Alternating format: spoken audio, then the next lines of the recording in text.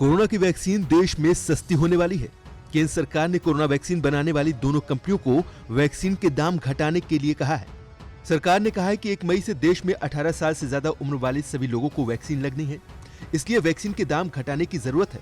अभी देश में भारत बायोटेक की कोवैक्सीन और सीरम इंस्टीट्यूट ऑफ इंडिया की कोविशील्ड वैक्सीन लगाई जा रही है। हाल ही में दोनों कंपनियों ने अपनी अपनी वैक्सीन के दाम बढ़ा दिए थे, जो कि 1 मई से लागू होने हैं। कोविशील्ड वैक्सीन की एक डोज राज्य सरकारों को 400 रुपए और प्राइवेट अस्पतालों को 600 रुपए में मिलेगी, जबकि कोवैक्सीन की एक डोज राज्यों को 600 रुपए और प्राइवेट अस्पतालों को 1200 रुपए में मिलेगी।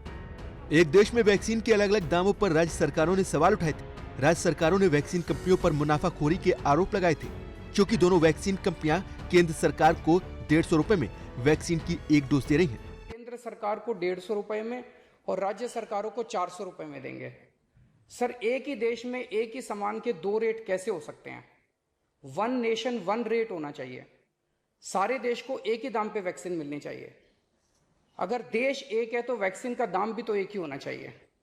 तो मैं आपसे निवेदन करता हूं कि केंद्र सरकार को, राज्य सरकारों को एक ही रेट पे वैक्सीन मिले।